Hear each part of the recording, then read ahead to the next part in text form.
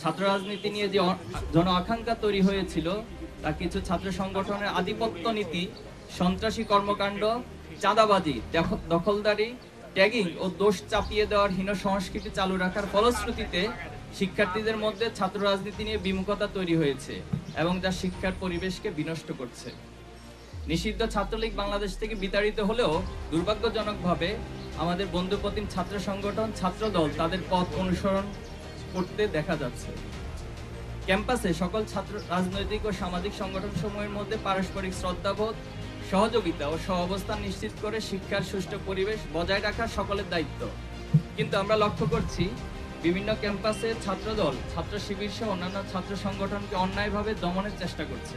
কুয়েটের ঘটনাকে কেন্দ্র করে ছাত্র শিবিরের সম্পৃক্ততার মিথ্যা বক্তব্য দিয়ে দেশের বিভিন্ন জায়গায় বিক্ষোভ করা হয়েছে।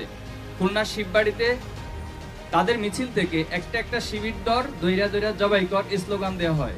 এমন ভয়ঙ্কর হিংস্র স্লোগান আমরা ছাত্রলীগের মুখে ইতিপূর্বে শুনেছিলাম, কিন্তু ছাত্রদলের মধ্যে নিষিদ্ধ ছাত্রলীগের প্রতিচ্ছবি ফুটে উঠবে তা আমরা কোনোভাবেই কামনা করি না।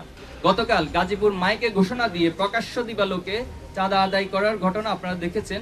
প্রতিদিন এমন অসংখ্য ঘটনা গণমাধ্যমে প্রকাশ হচ্ছে। কুয়েটে শিক্ষার্থীদের রক্তের দাগ শুকাতে না শুকাতেই গত 20 ফেব্রুয়ারি টঙ্গীতে তামিলুল মিল্লাত কামিল মাদ্রাসা শিক্ষার্থী এবং ছাত্র শিবিরের ওয়ার্ড সভাপতি ফজলে রাব্বি সিফাতকে হত্যার উদ্দেশ্যে ছাত্রদল সন্ত্রাসীরা কুপিয়ে জখম করে।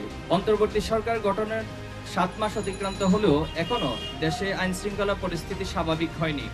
প্রশাসনিক দুর্বলতার সুযোগে এখনো দেশে নানা প্রান্তে অপরাধ সংগঠিত হচ্ছে। সারা দেশে চাঁদাবাজি, ছিনতাই, ডাকাতি ও ধর্ষণের ঘটনা আশঙ্কাজনক হারে বেড়ে গেছে। স্বরাষ্ট্র উপদেষ্টা ও প্রশাসনকে দেশের আইন শৃঙ্খলা পরিস্থিতি স্বাভাবিক করতে আরও সক্রিয় ভূমিকা পালন করার আহ্বান করছি।